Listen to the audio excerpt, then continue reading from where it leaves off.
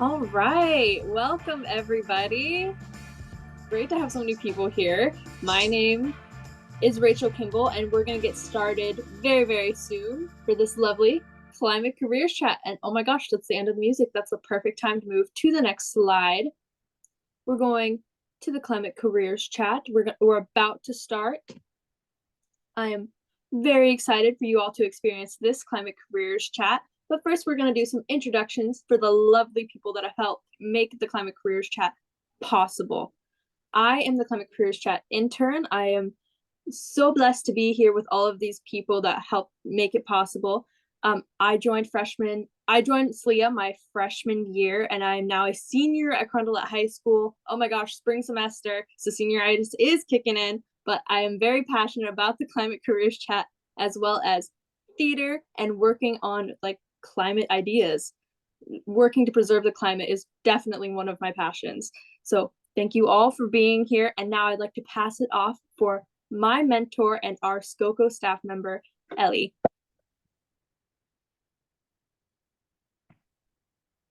Hi, everyone. My name is Eliana Vitrez. I am a staff member at Sustainable Contra Costa, Sustainable Leaders in Action's parent organization, which we'll talk about in a minute. But we're really happy that you're all here. Thank you for coming, and we're really excited because this is our first Climate Careers Chat of 2024. So we've been anxiously awaiting it, and we're super excited for tonight's program.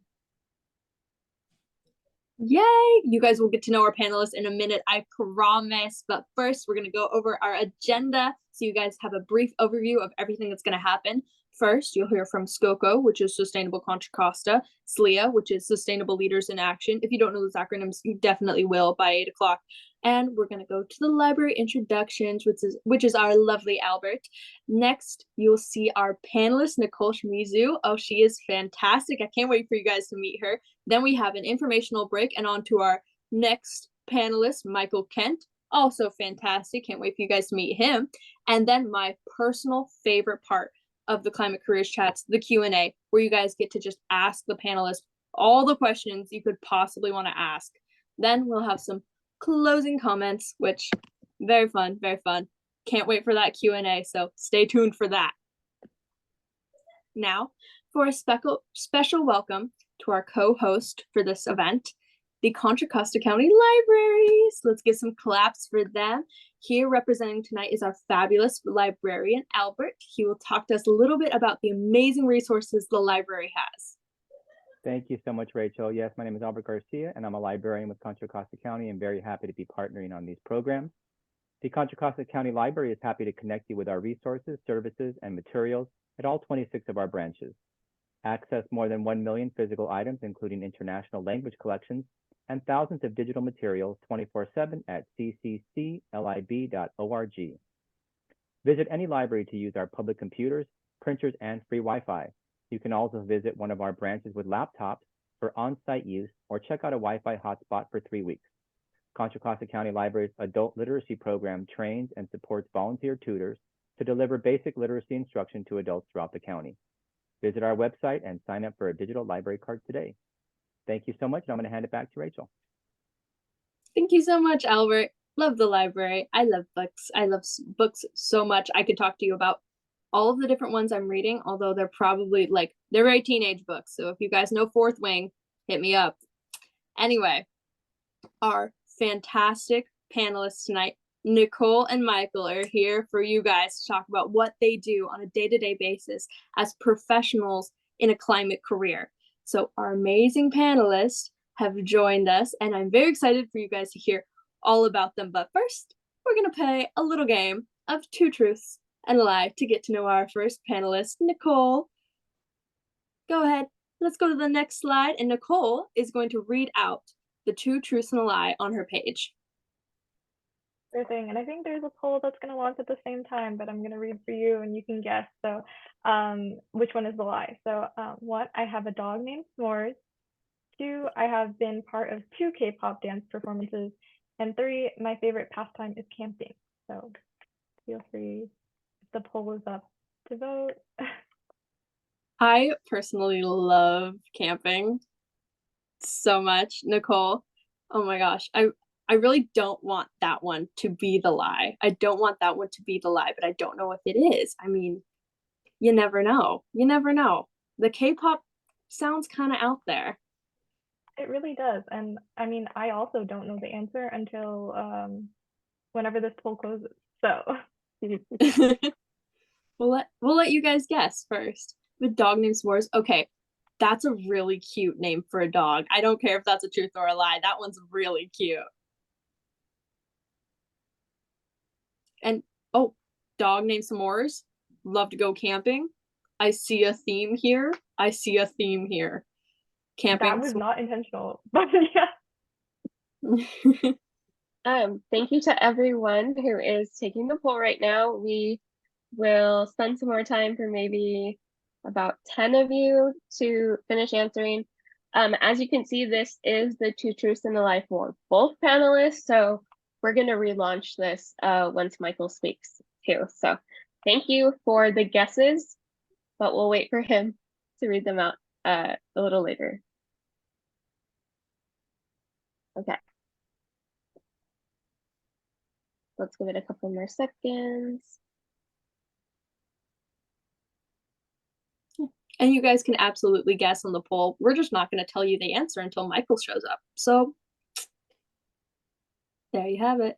Okay, 2 K-pop dance performances. That's oddly specific that it's 2 K-pop dance performances. Not 1, 2. I also want to know the circumstances for this K-pop dance performance. Like, was it an impromptu, like with friends, or was it like on stage live with a K-pop group? So if that's a truth, I want to know.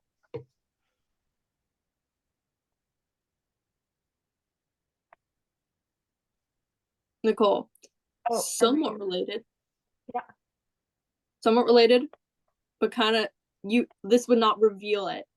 Do you like K-pop in general? Oh yeah, I totally, yeah, that's my if like we're doing karaoke, that's like my go-to genre. Oh, that's awesome. You have a favorite K-pop group? Right now I'm really into XG. They're like a all Japanese girl group, but they trained in like the K-pop trainee like system, and they play some really good songs, and they're all in English, so they're perfect for karaoke. Perfect. Oh my gosh. Do you have a favorite song?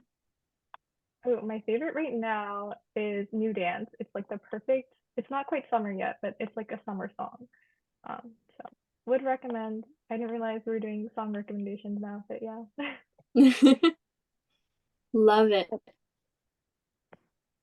All right. I think we're ready to close that poll. Let's see. Ooh, okay. Some very interesting answers. 100% of people have answered. Fantastic. I love the participation. Oh my gosh. So, what everyone thinks the lie is that you have a dog named S'mores. Do you have a dog named S'mores? I do indeed have a dog named S'mores. He just turned 13, and yeah. Oh my gosh, that's such a cute name for a dog. I love that so much. So what is the lie, Nicole?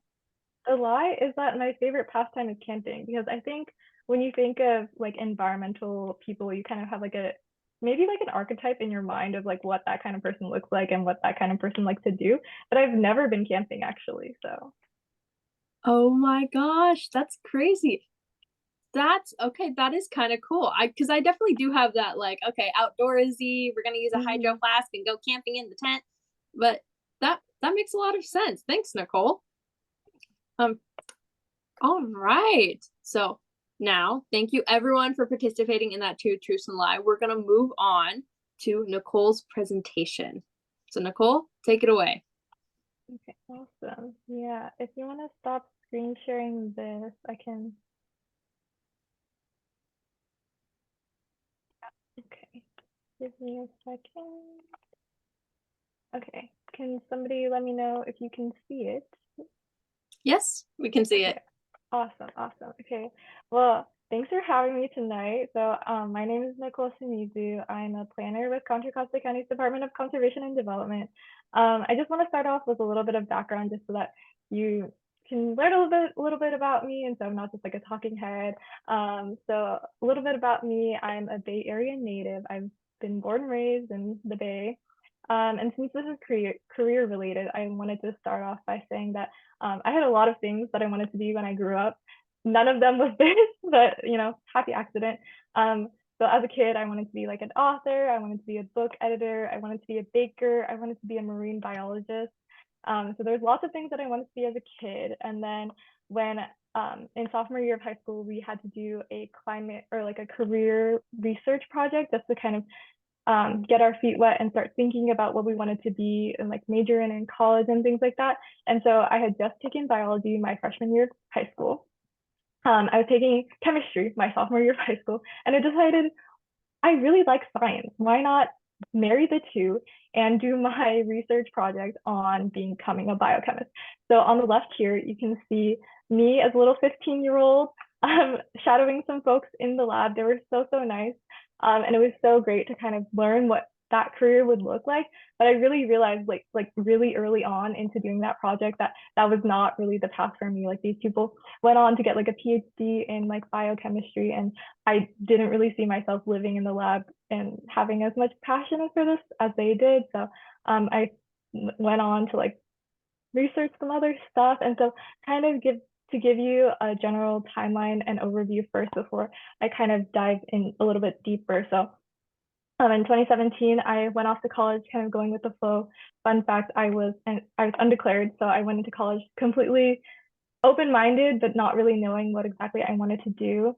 And then in my first quarter of college, I took the Intro to Environmental Studies course, kind of on a whim.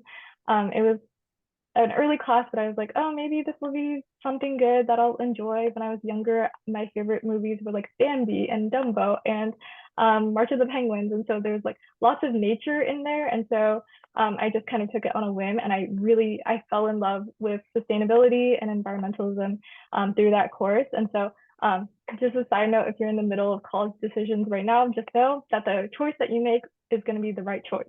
And then I graduated in 2020 with my BA in environmental studies. I had an English minor.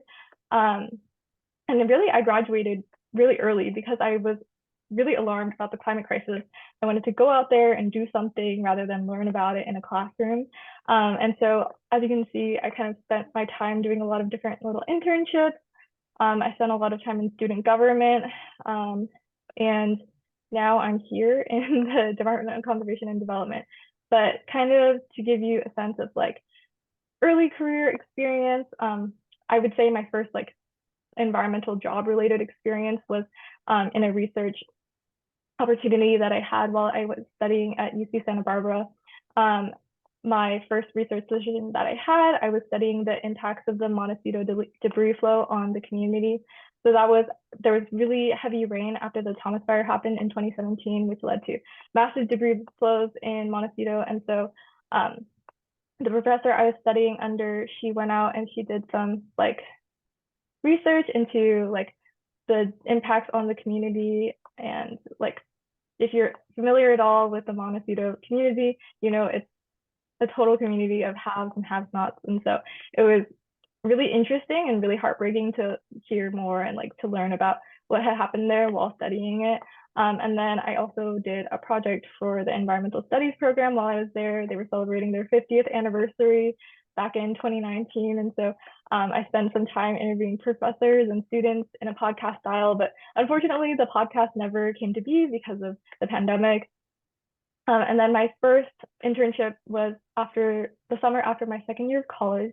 It was environmental justice focused. I worked under a consulting firm called Equal Equity Consulting. I'd taken a seminar previously on environmental justice issues, specifically through the lens of nuclear energy the previous year. And so my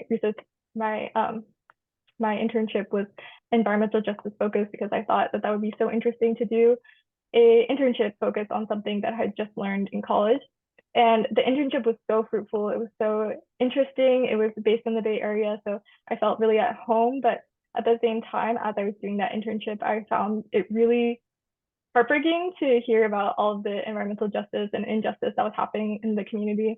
And while it was really great to contribute to a report that led to making it easier for community-based organizations to apply for grants. It was also really emotionally tolling to have this job and to be hearing about all of the hardship that these people went through every single day. So yeah, that's just kind of a side note, but yeah. And then on a happier note, I just kind of wanted to put this in there that like not everything that you do has to directly translate into something that you do for work or something that you like know will be good on your resume. Because in college, I was really involved in different like student government organizations. So I was involved with the Zero Waste Committee and Environmental Affairs Board, which is like the sustainability arm of student government. And I really did this mostly just for fun. Like you can see here in pictures, these are pictures from the first ever Plastic Free with EAB fair that we did, which was all about educating students about plastics, single-use plastics, why you don't want to use single-use plastics, microplastics and things like that. And so here in the middle, you can see me and my co-chair, Miranda. We had a ton of fun putting this together. And it was just an educational fair that we just felt really passionate about. And they all ended up being things that I would apply later on in my career now, like when I go tabling and putting together events and things like that. But at the time, I had no idea that those things would like apply anywhere in my job. I just thought that they were fun things to do. And then in 2020, as we all know, the pandemic hit. I graduated during the pandemic, so there was lots of uncertainty in terms of like what kind of jobs would be available, and there was really no sense of like job security, as we all know. But I thought I would just kind of go out and try different things. So right when I graduated, as you saw in the timeline slide, a couple slides back, I did 2 internships after I graduated. One was for a community urban gardening and food security nonprofit in the Bay called Each Green Corner. They're over there in San Mateo County. And I did like social media management for them. I made educational content for them, blog posts and things like that. And then I also interned for a green business, like sustainable film consulting firm. And so those things I kind of just did to figure out kind of what I liked best. So my goal coming out of college was to try out all 3 kind of sectors. So in college, like I heard a lot about like different sectors and having pros and cons. And so I kind of wanted to see which one I liked best between nonprofit, private, and public. And so the Each Green Corners and the private film consulting firm was kind of like my foray into nonprofit and private work. And so I thought, well, next on the list is a public position. And so I went and I did my Climate Corps fellowship, which was so much fun. It was so great. So my official title was Energy Efficiency and Sustainability Fellow, and I worked for the Department of Conservation and Development. And there I was given a lot of freedom and a lot of free reign to do projects that I was really passionate about. And I felt like I was able to do something meaningful and have a real impact. So you can see in the middle is a silly little Snapchat video that I took where a carousel that I kind of made wanting to showcase different things that the sustainability group was doing in the county. I turned it into like a little carousel that still lives on the department's sustainability webpage today. And also part of my work there, I saw so many cool things that everybody was doing in the county. And I was like, it's hard to go through like the Board of Supervisors agenda or the Sustainability Committee's agenda if you don't really know what you're looking for. And so I thought, what better way to make it digestible for people to really understand what the county is doing in a digestible way rather than to make a newsletter. Like I know there's so many newsletters out there, but I thought like just one more, like for the people that are really interested and invested in the county's sustainability efforts, I wanted to make something that was easy to digest and easy to find and came to your news inbox like every quarter. And so we still do the newsletter every quarter. And so that's something I'm really proud of. And then I just wanted to put in there that I felt like I hadn't really done a ton in terms of private consulting. So after I finished my fellowship in 2021, I was like, well, I'll just try out some private consulting just to see, because that's really my concentration in college was in environmental planning. And so I thought, well, I don't want that to go to waste. And so I went into private consulting. And so I worked for a good chunk of time, and it was good work and it was meaningful work, but I didn't really feel a connection to the community because I was, like kind of contracted out to like different communities. And so I really was missing that kind of like community connection. Although I will say, like, throughout my fellowship and my internships and things like that, that I was so fortunate and I was so supported by like lots of strong women. So a lot of the people that I worked for, like supervisors and bosses, they were all women, which I was, when I was putting together this slideshow, that's what I was really thinking about, was like all of the people that really poured into me throughout like the early stages of my career, and how grateful I am to them. And so in 2021, I think it was, I was invited back to be a full-time planner for the Contra Costa County Department of Conservation and Development. And I'm so happy. I get to do so many different things right now. Like right now, we're applying for grants for a sea level rise adaptation and resilience plan. I help to implement the Bay Area Regional Energy Network's energy efficiency residential programs for the county. I get to do so much like marketing and outreach for that. We're piloting an energy efficiency incentive program in a jurisdiction. So we're partnering with the jurisdiction, which is really fun. I get to do coordination events like the one you see on the right. This is our sustainability exchange out to the Mangini Ranch Educational Preserve with Save Mount Diablo. And that was super fun to kind of go out there with everybody, learn about the benefits of the educational preserve and network and things like that. So there's a wide range of projects that I get to work on, like the Sustainability Resources webpage, which I really made out of a desire to put all of the incentives that are available for folks for making things like an EV or energy efficiency upgrades to your home more centralized in one place, because I found like I would ask people like, oh, where should I direct people to? And they would give me a whole bunch of different websites. And I went, well, I kind of want to put it all in one place so that it's easy to find for people. And so I've really found that I really like to be in a place that has, where I feel like I'm really making an impact. Like if I could go back to myself going through college and really rushing through so that I could go out and like make a real difference in terms of climate action, I think I would tell myself like, well, further down the line, don't worry, like you'll be able to do something that has like a real impact where you can really talk to people and make a difference. And so that's something that I really enjoy about this work, is like that it feels really impactful, and I can also do so many different things. And so with that, that is the last slide that I have. But here's my email if you want to talk further. I feel like I do better with a one-on-one interaction rather than kind of talking into the void as I am here. And here's a picture of my dog S'mores, who I mentioned in my 2 Truths and a Lie. He exists, and he's here right in front of, I think it's like Bridal Veil Waterfall in Yosemite with his red boots. So yeah, that's it from me. And I think I will pass it back to Rachel.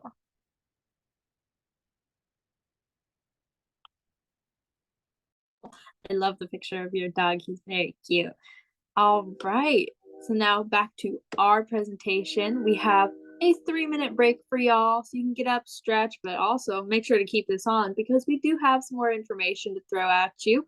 So this is the Climate Careers Chat, brought to you in part by Sustainable Leaders in Action. There we have the Sustainable Leaders in Action. We are the youth-led organization of the Sustainable Contra Costa. We consist of high schoolers and college students who are passionate about the environment. We've done a ton of awesome projects like the Action of the Month, our newsletter, which a lot of you guys have registered from seeing this in the newsletter, so we know you see it. And of course, the Climate Careers Chat's my personal favorite. I'm a little biased. In addition, we work with government policies for sustainability. Allison, our chair, is all into policy work, so she could tell you all about that. If you want to meet her, hit me up. That's my email. Right in the middle of this whole page is my email. So send me an email, shoot me an email. I'd be happy to put you in touch with our chair, Allison, and everybody else on the team. You can join Sustainable Leaders in Action.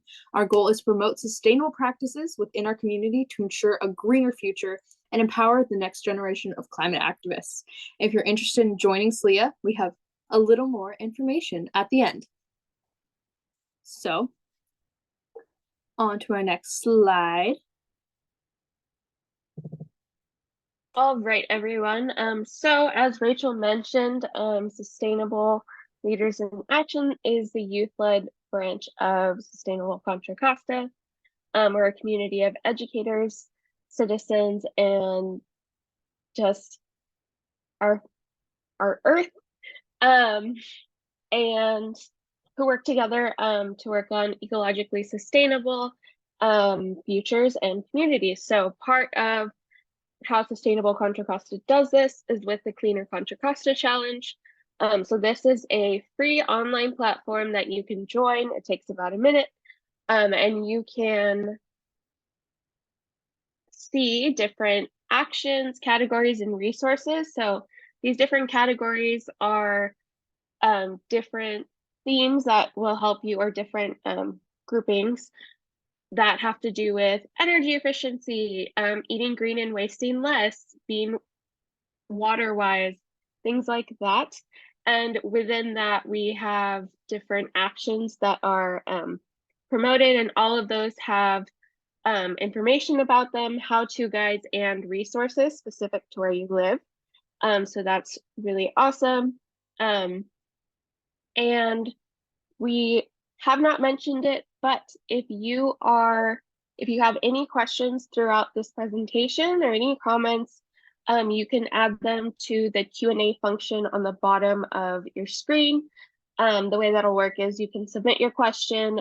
We will answer all questions at the end of the program. And yeah, Rachel, anything else? I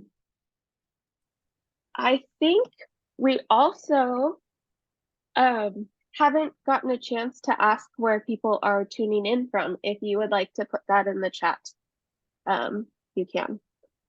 And then as far as SLIA goes, our newsletter that Rachel mentioned also went out this morning. So if you are interested in taking a look at it or subscribing to it, we can share that information with you after.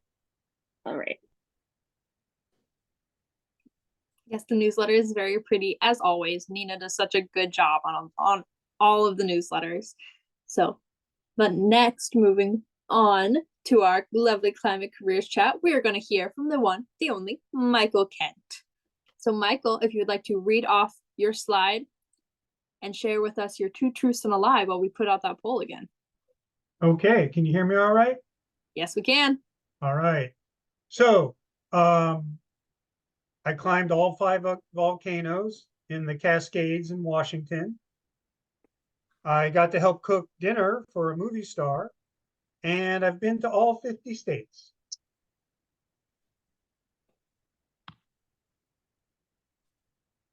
So which one's a lie? I still can't believe that like 2 of these are truths.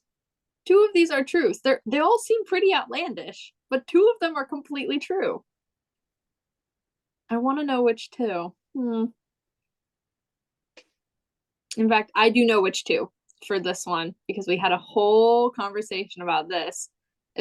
You're not going to be able to guess it, but I think you're going to have a great fun time trying. So, Michael, these all have like a little bit of like a travel theme involved. Do you like to travel? I do like to travel, yeah. And leaving out the volcanoes because that might be true, that might not be true. Where's the coolest place you've ever been to?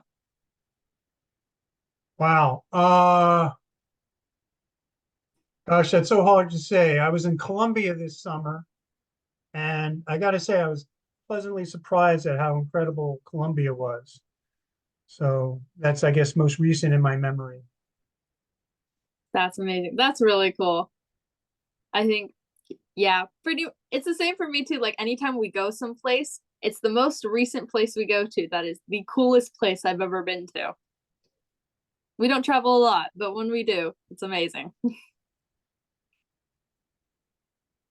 So, help cook dinner for a movie star. I don't know if that one's true. I don't know if that one's false. Maybe I do, but I really can't tell you. So, I think we're almost done with our poll. I'm very, very, very excited for you guys to find out all of these. And oh, yes, we are done with the poll. 100% have answered. Love it. But we have a tie. Exactly 5 people have said that you've been to all 50 states, and that's the lie. And then another 5 said, I got to help cook dinner for a movie star. that they both seem kind of outlandish, a little out there. So Michael, which one is the lie? Well, when I lived up in Washington, I was part of the Olympia Mountaineers, and I actually did climb all five volcanoes in the Cascades. In 1981, I was living up in Idaho in a small little town called Stanley, Idaho, working at the Mountain Village Saloon. And it turned out the owner was dating Burt Reynolds, who, if you're old enough, you'll remember from the 70s and 80s, was a very famous movie star. And we got to cook him dinner. But I have only been to 48 states. I have not been to all 50. That's crazy. Oh my gosh. 2 states away from that being a truth. That is amazing. Very stellar two truths than a lie, I've gotta say. 5 volcanoes, helped cook dinner for a movie star, but been to only 48 states. Wow. That's pretty cool. All right. Now we're going to hear all about your professional life from your presentation. Very excited to see it. So Michael, take it away.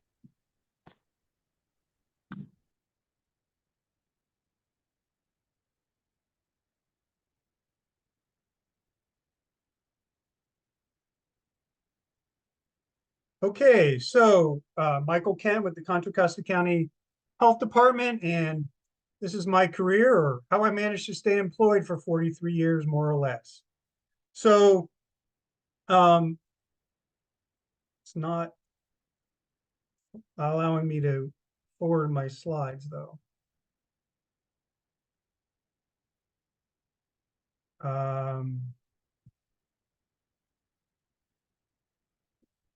I'll have to do it this way. Can folks see that okay?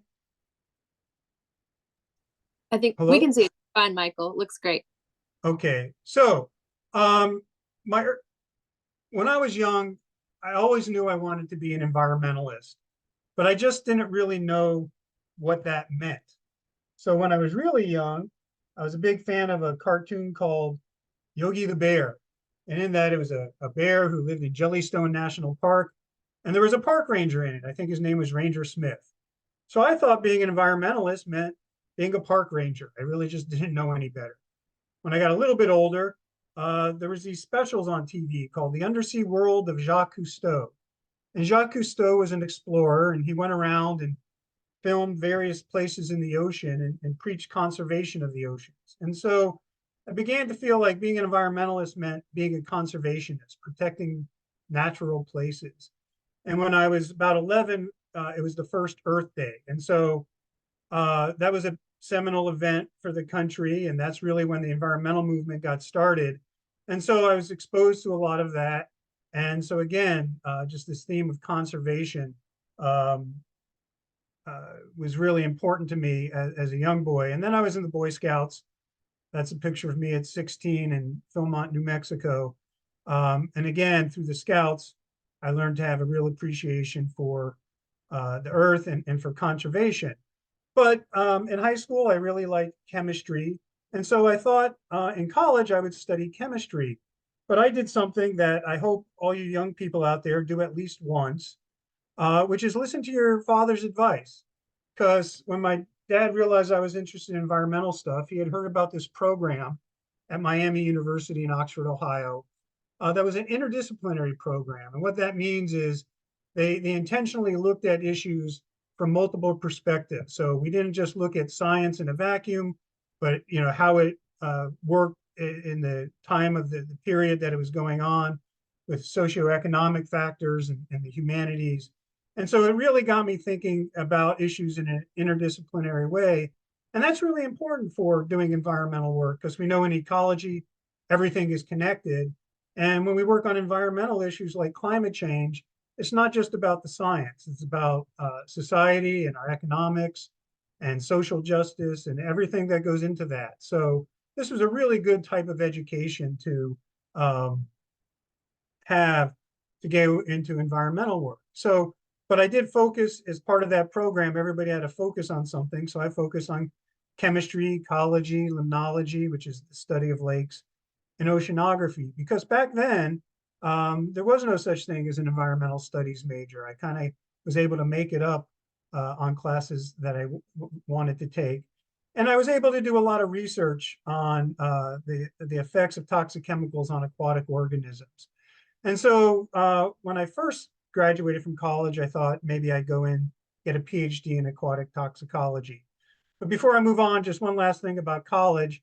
If anybody tells you it's all about what you study, I would say question that, because I can't really remember much about what I studied in college, but I'm still friends with most of the people in this photograph who I lived with my senior year. And that's me in the upper right-hand corner if you weren't able to pick me out. So when I graduated, I was thinking about getting a PhD in aquatic toxicology, but first I thought I'd go into the Peace Corps. But those plans fell through, and so I needed to do something. So one of the guys in that previous picture had moved out to Berkeley to go to law school. So I thought, what the heck, I'll head out to Berkeley.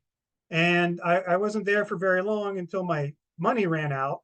So I said, well, okay, what are my marketable skills? And I had done a lot of chemistry in college and done a lot of field work. So I thought, well, maybe I'll try to get a job working in an environmental lab.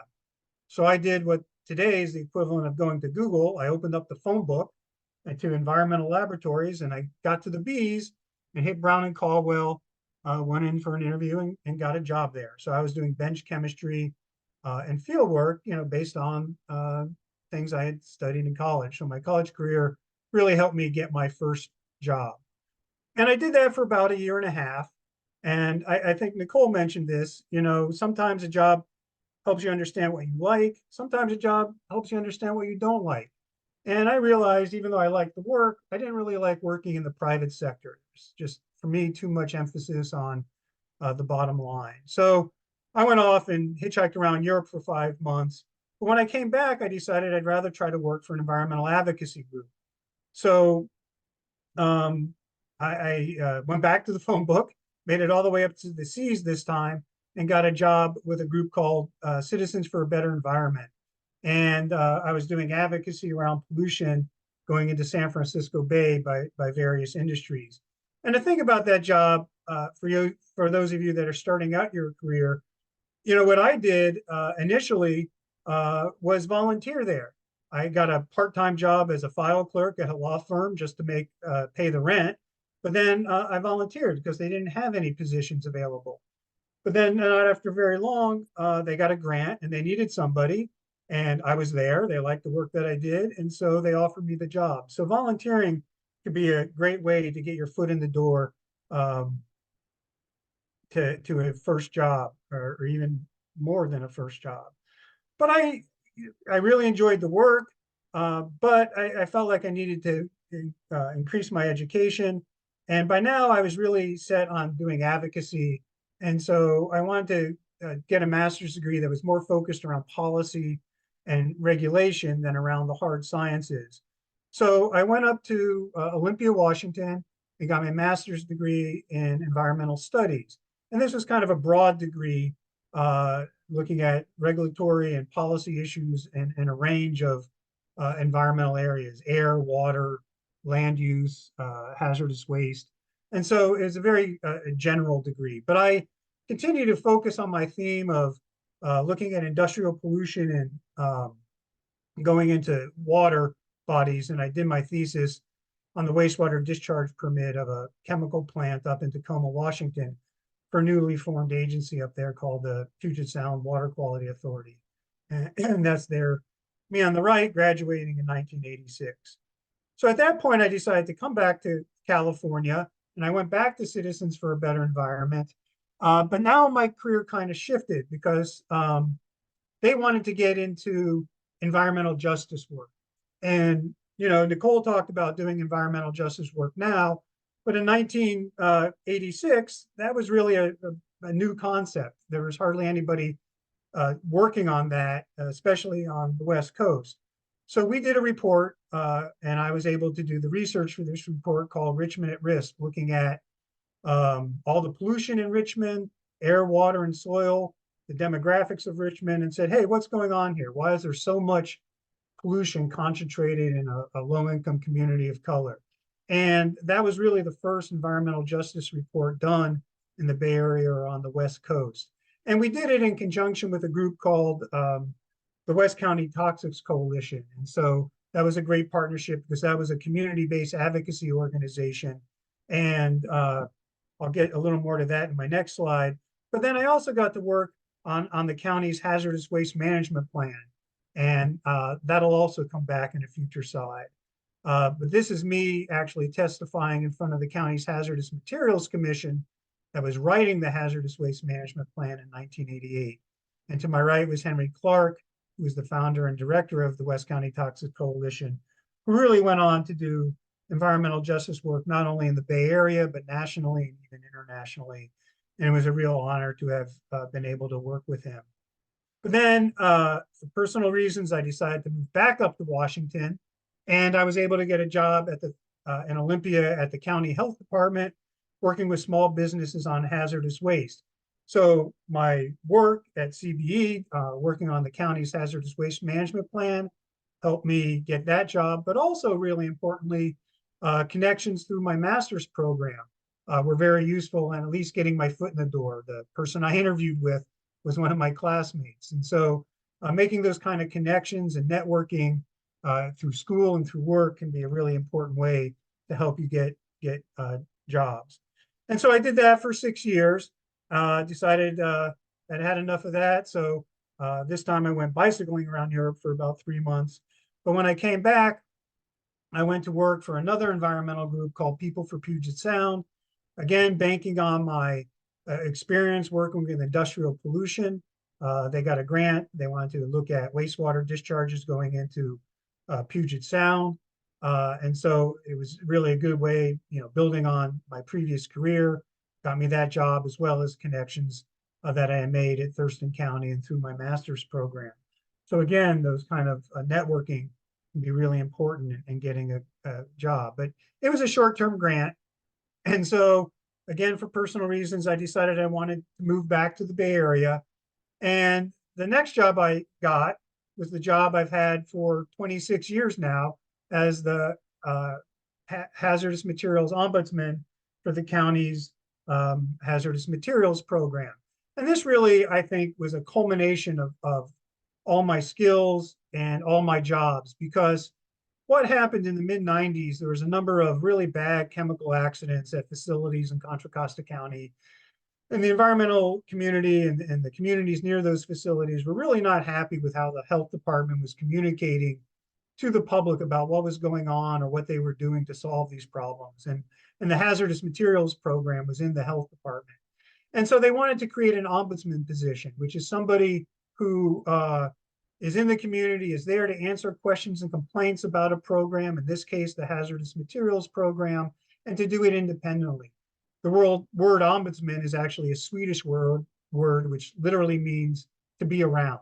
So my job was to be around to answer questions and complaints for people about the hazardous materials program. But the kind of person they wanted for that job was somebody who had both done advocacy work, so understood the concerns and perspective from the advocacy world, but it also worked for government, and so can understand the mission and the restraints and the how government worked. And well, I had done both through my career. I worked for environmental groups, I worked for the health department, and so I guess they figured I was a good candidate for this job, and so they hired me in 1998. And so over the last 26 years, I've been able to do a whole range of things. And again, my schooling and my career really prepared me to take on new subjects, research them, understand the regulations and the policies around them, and help residents understand how to do advocacy around them, or what the issues were and what possible solutions were. And so I really see my job as helping residents be good advocates for themselves around environmental pollution issues. I also staff now the county's Hazardous Materials Commission. That's the group that I was testifying in front of in 1998.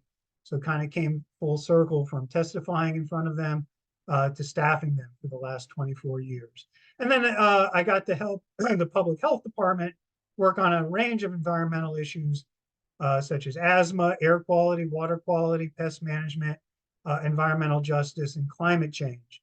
And so again, I'm a bit of a jack of all trades, but my education and the range of jobs I have really helped me be able to do that and quickly pick up issues and understand them.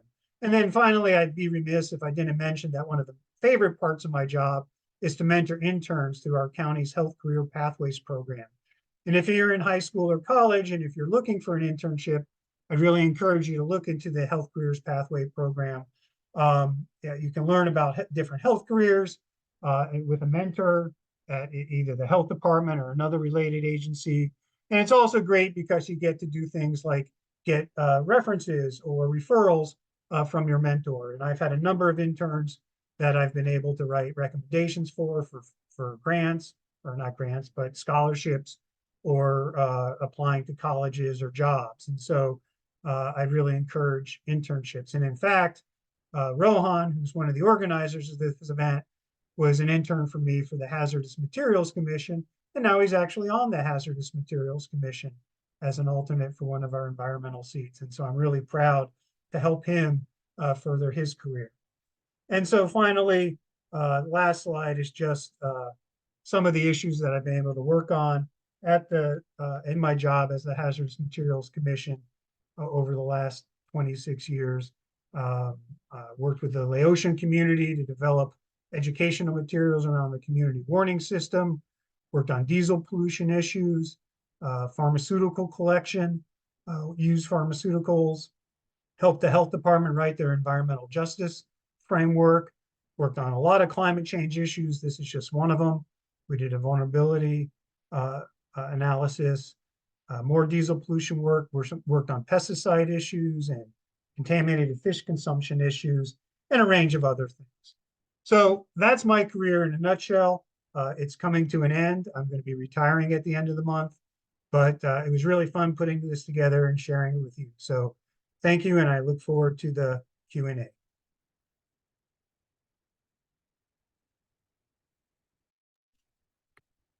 Thank you so much, Michael. Congratulations on your retirement. It's awesome.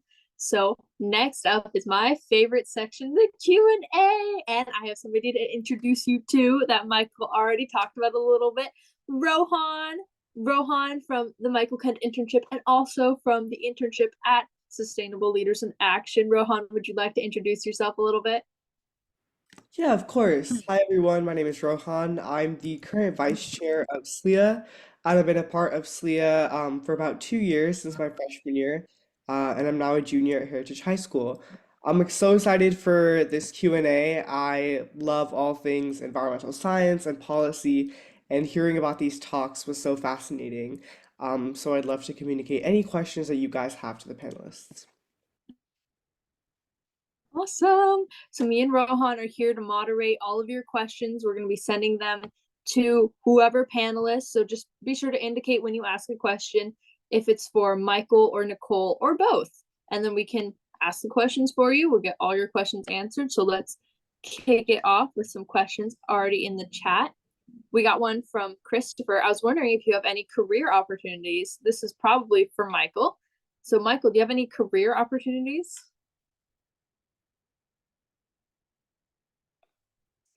Oh, Michael, you're muted. muted. So sorry. I turned my video on. Can you actually see me? Because I can't see myself on the screen for some reason. We can see you. Yeah? Okay, great. Well, so really, right now, all I have, like I said, I'm retiring in a month. But what I know about are internships. The Health Career Pathways program is starting up this summer with internships. But then the Hazardous Materials Commission that I staff, we've been doing interns for the last 4 years. I have 2 interns right now, one at Carondelet High School and one at who goes to DVC.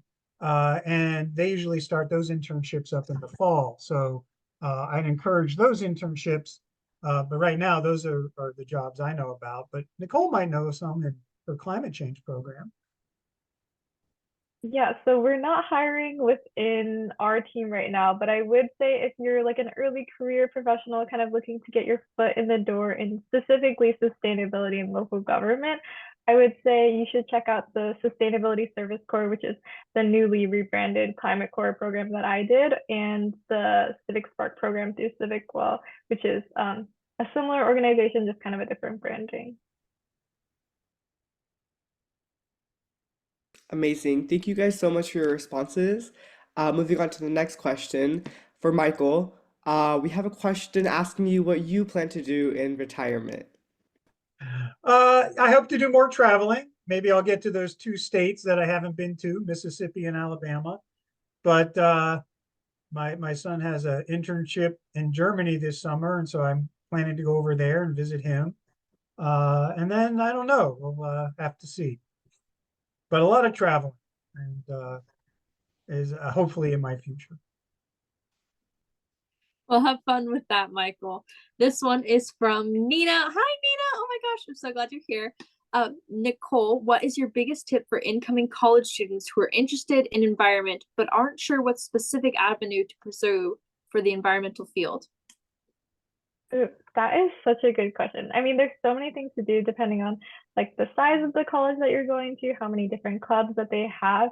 But I would say you should just like, I think most colleges have kind of like club rush first week of college or so. And so I would recommend kind of going there, kind of seeing what sorts of environmental clubs there are. I know at Santa Barbara, there was like an environmental justice one, there was like a food security one, there was kind of like a policy and advocacy one. And so there's like all different kinds of fields. And so I would say kind of like try them all out, like why not? And kind of see like which one you like best, which one kind of fits like your vibe. And I think like there's no wrong answer. So I think that just trying all of them is as long as like it's sustainable for you. Like personally, I think you should just try all of them and kind of see like which one fits, because I think unless you try, you don't really know. Like you might have like a perception again of like what a certain subject will be like, but you don't really know what it's like until you like go and like attend a few club meetings, see for yourself, kind of thing. Thank you so much, Nicole. Next, we have a question for both panelists from an attendee asking if you guys know any internships or early career jobs for those of us who have already graduated from college or pathways to get into those fields. So, you know, what Nicole mentioned about Civic Spark, and there's other programs I think are great programs to look at. I've had Civic Spark folks working for me, and I think that's been really good. And then, like I said, you know, sometimes volunteering at a place is a good way to get your foot in the door.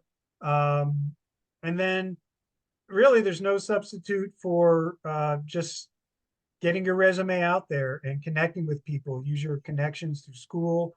You know, my first job, like I said, was incredibly easy, but I know that's not how it is. You know, the first place I called up, you know, ended up hiring me, but you just got to put yourself out there, look for internships through universities, and you know, you just got to go for it.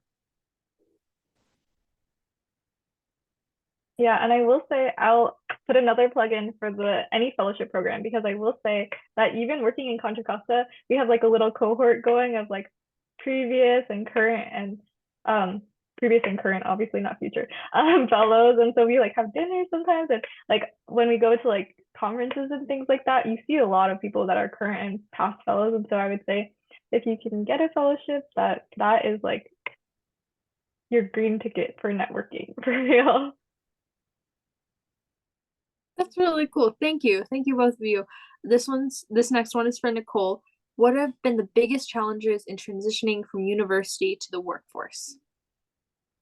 There's a lot of things. I mean, I will say that like the pace of life is definitely different. So I have a younger sister who's in college right now, and so like balancing or like trying to like match with her schedule is really interesting, because I think the cadence of life is so different going from college to like working, because like when you work you're doing this forever, right? So you kind of have to be like more like mindful of your energy and things like that. So I would say that that's been something that's been interesting. I think that that's also just like being for real, like that's the transition to adulthood, is like now you don't have like papers to write and finals to think of and quizzes to cram for. Instead, you have like work like 8 to 5:30, and then you have like so much time afterwards. So it's like really finding ways to like balance work life balance, I guess, is what I would say is like the hardest part. But I think it's also a great opportunity to pour more into like certain sustainability issues that you're interested in, volunteer some more, and spend the time that you spent writing a paper that maybe doesn't matter anymore doing something meaningful. Thank you so much, Nicole. Our next question is for Michael. Joanna asks, what was it like co-writing Richmond at Risk, and what challenges did you face with industry? Well, it was really interesting. Like I said, it was the first time anybody had done that kind of analysis. And so, back then, honestly, one of the biggest challenges was getting our hands on the information because there weren't computers that, you can go and look it up on. I actually had to go out to the offices in Martinez.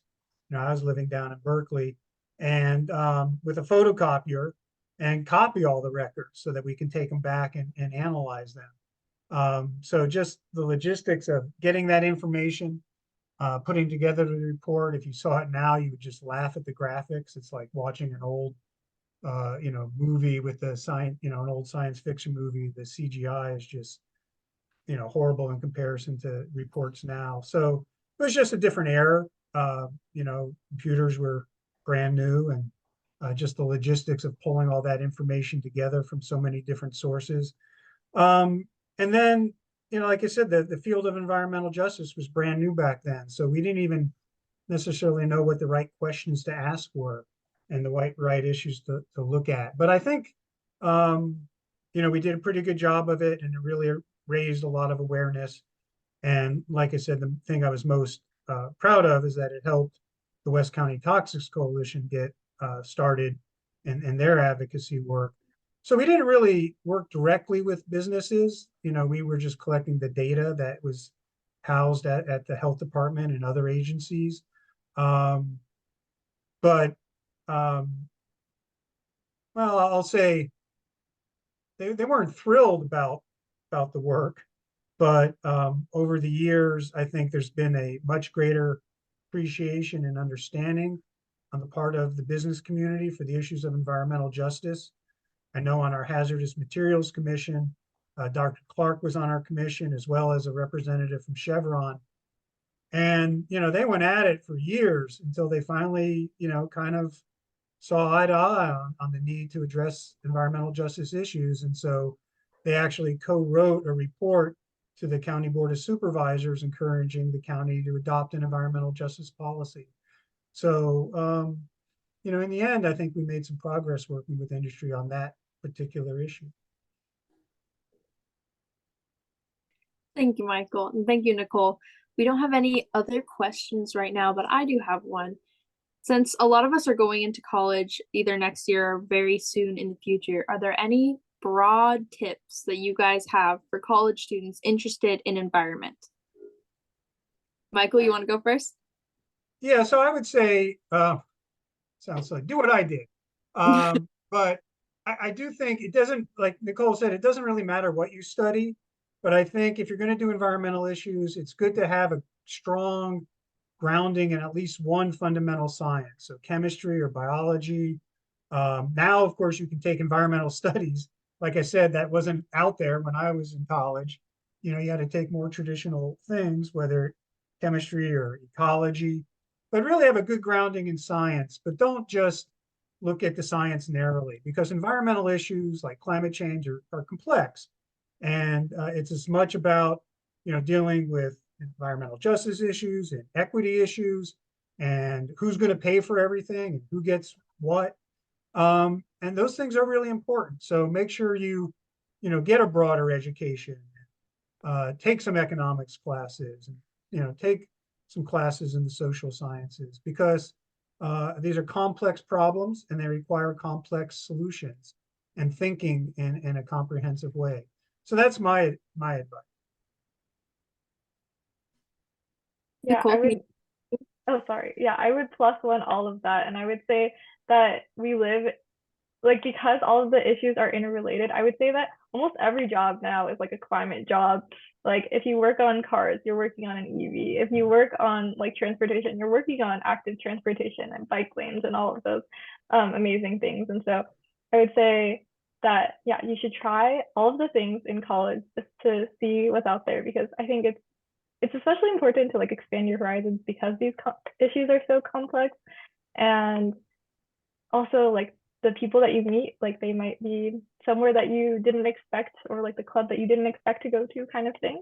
And so I would say also plug into at least one environmental club, just so that you have like that group of friends that like is down to bring their Tupperware with you to the new poke place, or down to bring their cup with you and maybe get rejected by the coffee place that might not have seen anybody ever bring their coffee cup from home, or things like that. So that way you have like your group of people that are down to do like those zero waste things with you, and make those kind of like lifestyle choices as you work to solve the climate crisis. So. Thank you for those great responses. Just sort of on this similar track, but moving a little bit backwards, Juliana asks, what high school classes should we focus on if we want to follow the environmental career path? Well, I know I have a son who's a sophomore in college, and so when he was in high school, I think most high schools now have AP Environmental Studies, and that's a great class to take. Um, the more you can take science classes, see if you like them. Like I really gravitated toward chemistry, and it came really easy to me. Physics, I can never figure out. So, different people are different. So, you might like physics and not chemistry. You might like biology or physiology. So, try to take, again, my advice is have some grounding in a hard science. Take as much as you can. And, now from what Nicole says and what I know from my various interns, there's lots of clubs out there. We didn't have that when I was in high school or college. There weren't environmental clubs, so you just went to class and that's all you had. But now there's all these other things besides in the classroom, and so try to get some variety in, but try to get some grounding in a science and find out which ones you really like, because you got to be passionate for the work, or you're not going to stick with it. Yeah, that's actually so lucky. I didn't have AP Environmental Studies when I was in high school, actually. So none of the classes I took in high school were really all that related, although I think that there was bits and pieces in my biology class and my chemistry class, and a little bit in my physics class, although that was more like anecdotally from the teacher rather than anything that was in the Common Core curriculum, I would say. I would also say that like, getting involved with things like SLIA, or if you have a local kind of like watershed group or something like that, I think that there's lots of like volunteering groups too that are like active in your community. And I think it's about plugging in there. I think a lot of times like the people that are there might be like adults, and it might be a little bit scary, but trust me, they are very excited that you're there. They're very excited that young people are engaged. And so I would say that if there's not an opportunity to like do like environmental curriculum in like class, at least there's things outside of class that you can kind of plug into. That's awesome. And that is a fantastic segue to promoting sustainable leaders in action, which is hopefully what you guys are all here and all interested in environmental science and all of that great stuff. If you are interested in it and you are a student in high school or in college, then Sustainable Leaders in Action is here for you guys. Like that's what we're here for. We work as interns and you can join as a volunteer whenever you want.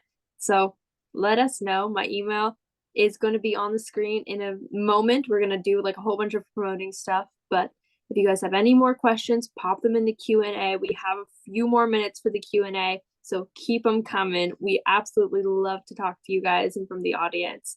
I do have another question for our panelists, and that is, in the span of your careers, what has been the most meaningful experience you've had working in a climate career? You guys think of one?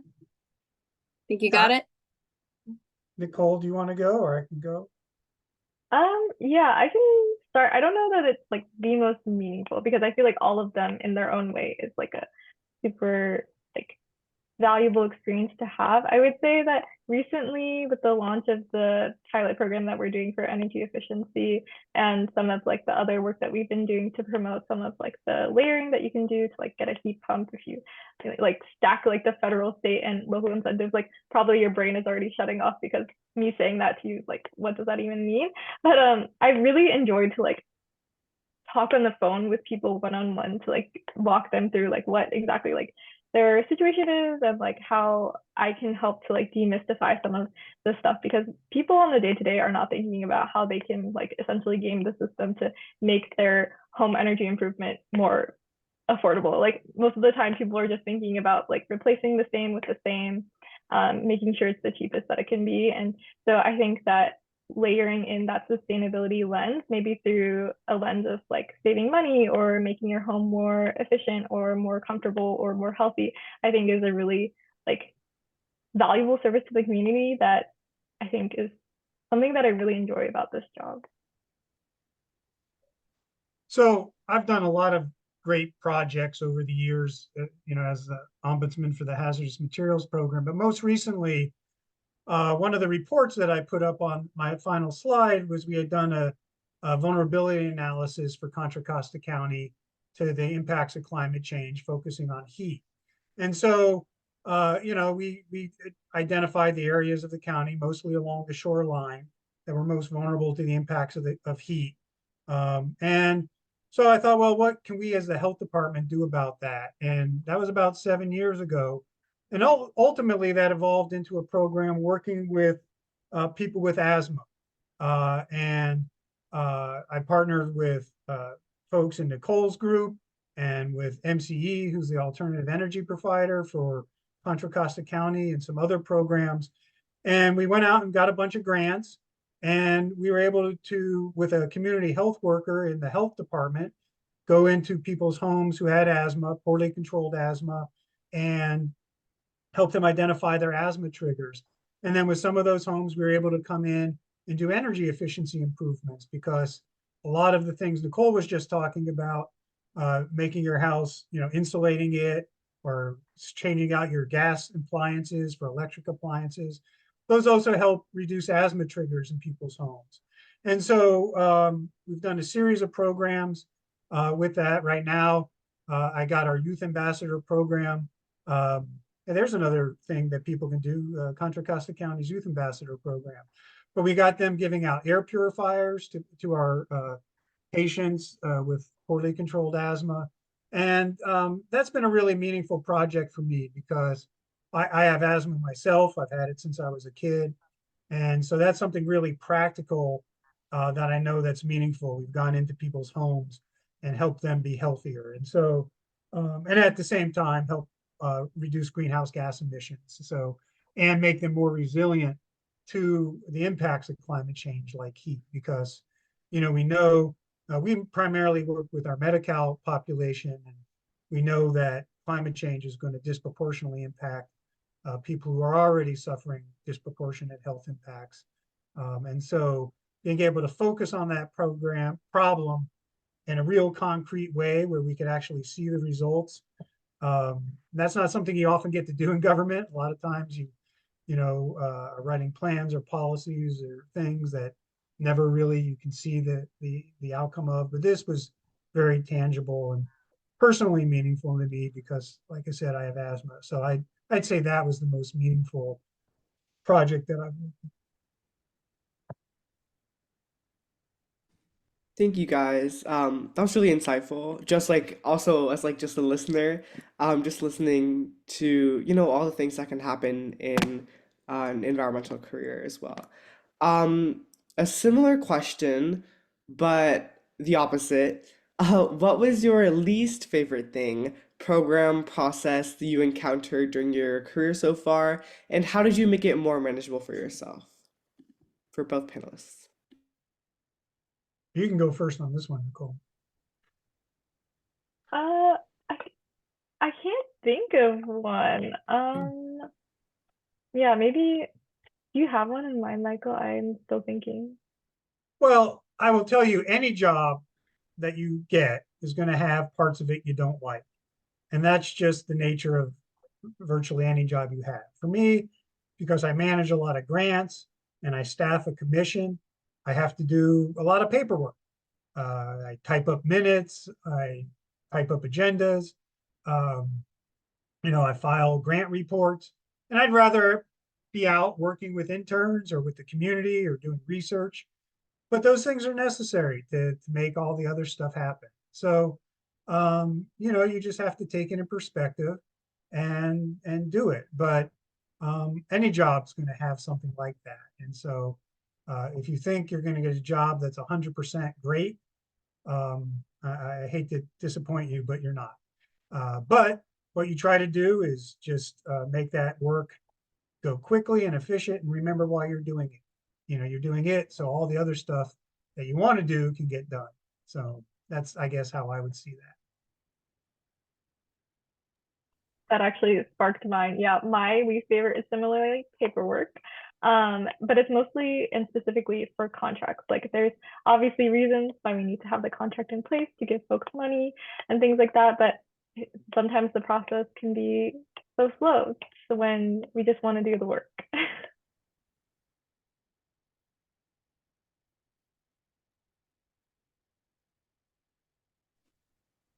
That's really cool.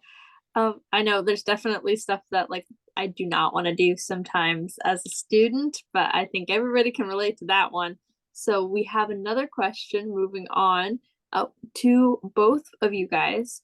What is a little victory you've had recently? And what are the other little victories you've had during a typical week?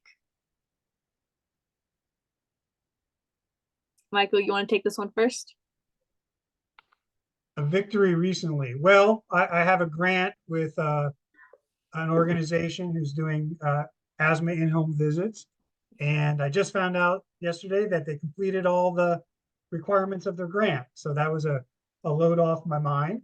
But a more meaningful victory, like I said, I got a grant from the Bay Area Air Quality Management District to give out portable air purifiers to people with asthma, our Medi-Cal population, our low-income population with asthma. And the Youth Ambassador Program is a program where they train youth through the health department to work in various careers. And so they took on the task of calling up these residents and delivering these air purifiers to them. And so far, and I also have our public health nurses giving these out. And so far, I just was counting this up.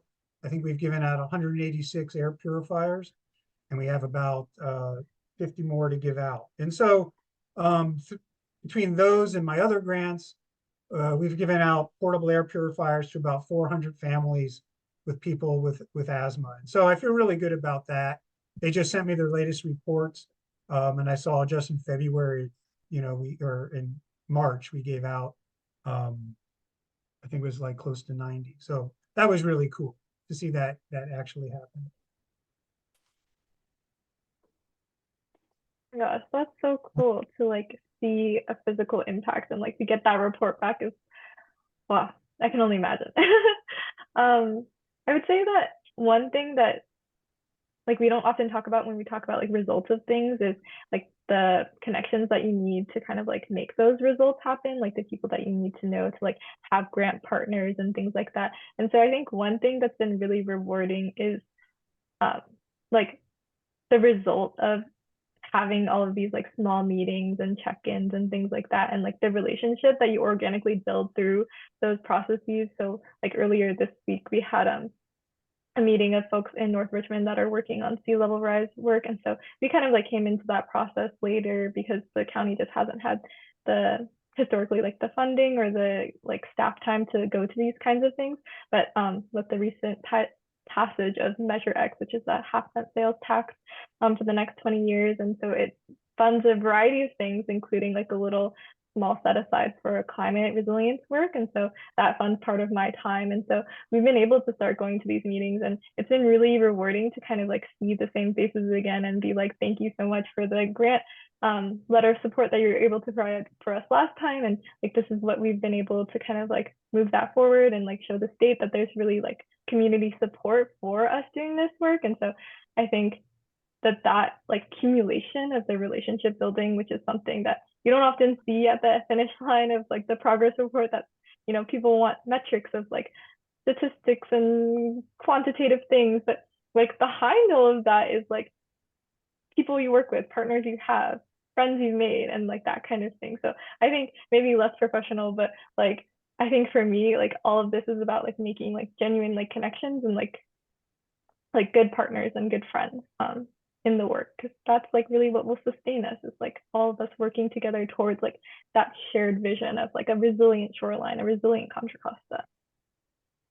Rohan, can I mention one other one? Because I think what Nicole said is really important. And my presentation had talked about networking to get a job, but once you have a job, networking is just as important.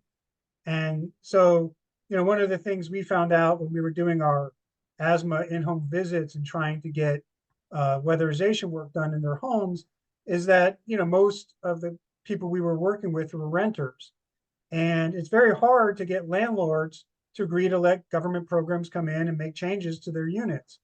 And so that was always an impediment to our program. And so this last year, I went to a heat conference and I met a researcher from UC Berkeley, who's a professor there in their urban planning department, who said, hey, I'd be really interested in researching that issue and seeing if we can understand better why landlords are reluctant and what we can do to get better participation. And so I connected her with some other people I knew from other agencies and connected with some more people from other agencies. And eventually we had about 25 people coming together to talk about this, and just put in a big grant to EPA to do increased research around this issue. And so for me, that was a real victory, being able to get that included in this big EPA climate change grant, because you can have a great program to do weatherization, but if you can't get the landlords to agree, it's not going to happen. And so being able to work on that little niche project and bring all those people together, people whose I had developed relationships with over many years, and some of them were brand new to me, was really rewarding. And because to work on climate change issues, no matter what department you're in or agency you're with or group you're with, you're going to need to have work with other people, because no one group can solve all the problems themselves. And so yeah, that kind of networking's not only important to get a job, but it's very important once you do get your job.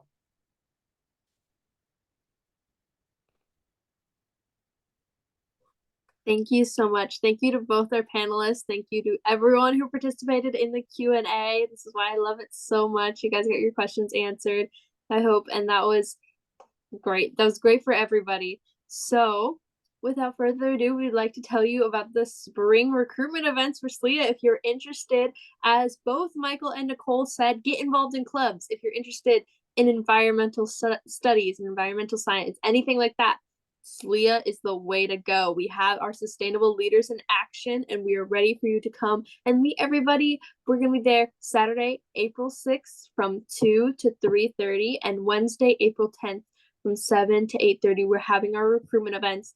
If you are interested, you can sign up with the tiny URL, tinyurl.com/SLIA Spring 2024. Super simple. You can type it in, or you could just scan the QR code. So much easier. For more info, you can contact me, Rachel at sustainablecocoa.org, or Rohan at sustainablecocoa.org. If you know any of the names of any of the interns, their email is always going to be their first name with sustainablecocoa.org. So if you need any of our information, just look at the name. You got the full email right there. So mine, Rachel at sustainablecocoa.org, to tell it, and you can contact us and we'll tell you all about SLIA. Or you can just show up to the recruitment events and you can hear all about SLIA and SCOCO and what we do. So on to the next slide.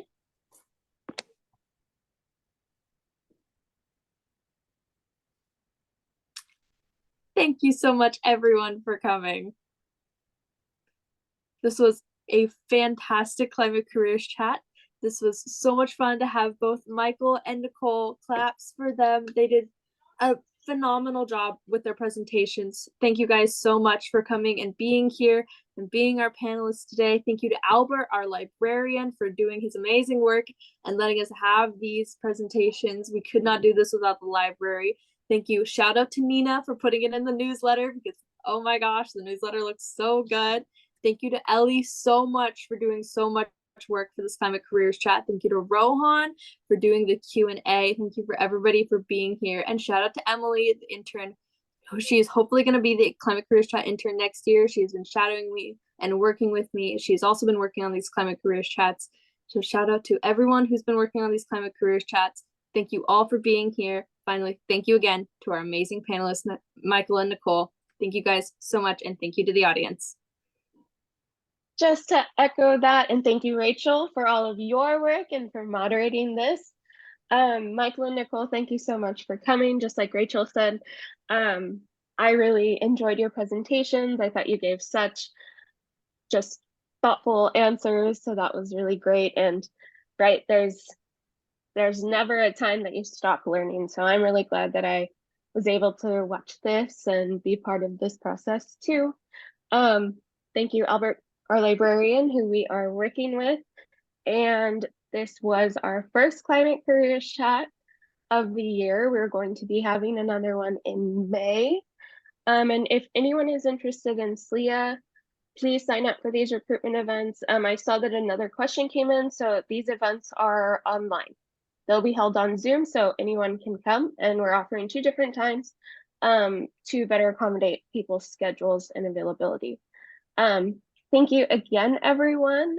And Michael, congratulations on your retirement. Thank you. Awesome. Thanks, everyone. Have a good night.